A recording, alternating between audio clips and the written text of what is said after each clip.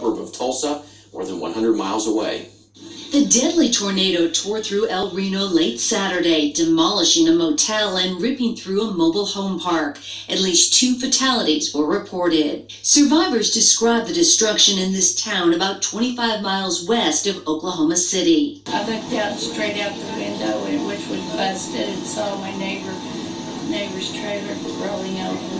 When we got up, the whole house was overturned. We had a lot of patrons on the patio, and we started seeing tents overturned, chairs overturned. El Reno Mayor Matt White said many of the people living in the mobile park are Hispanic and don't speak English, making rescue efforts more complicated. We are more than a community. We are a family.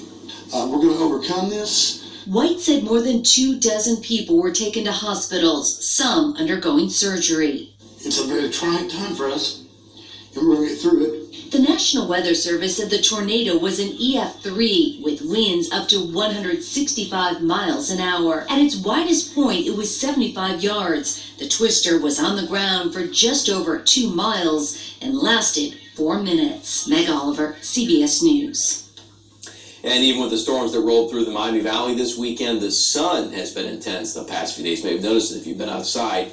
Dermatologists say you need to look for broad-spectrum, water-resistant products to protect yourself. They need to be an SPF 30 or higher. Most sunscreens' expiration dates are 3 years after being manufactured.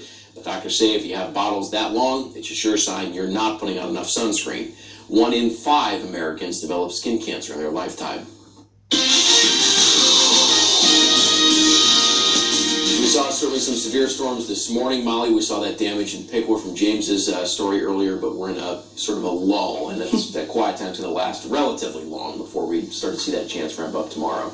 That's right. I forecasted earlier in the 6 p.m. news that we would see quiet and calm conditions arrive by tonight, and those conditions are here. As we take you straight to Greenville, you can see that we are dry. Temperatures are starting to fall through the 60s.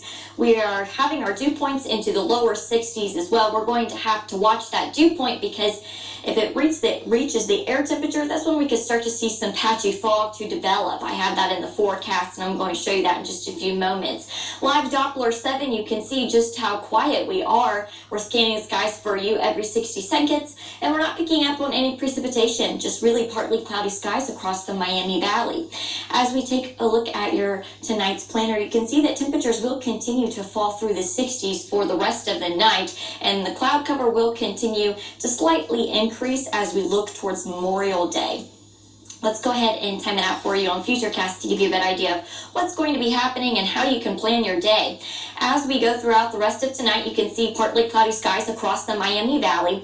And as we wake up and get our day started on Memorial Day, you can see a little bit of that increased cloud cover there, but we are dry. We will stay dry for the majority of the morning and going into the afternoon hours. It's right around your evening time is when we start to see showers and thunderstorms begin to develop and move into the Miami Valley. And isolated strong to severe storm could be possible with damaging wind gusts and hail, the primary threats. As we go into Monday night, 9:30 p.m., you can still see that shower and thunderstorm activity to continue into Monday night's forecast as well. Temperatures will be right around 62 degrees for tonight, and patchy fog is possible, so just be mindful of that.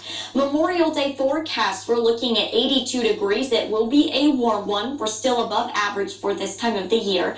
Partly cloudy skies continuing to stay warm and muggy, and the chances for those showers and thunderstorms will develop into the late afternoon and evening. As far as rain chances this week, you can see that those storm chances arrive into the evening time on Monday.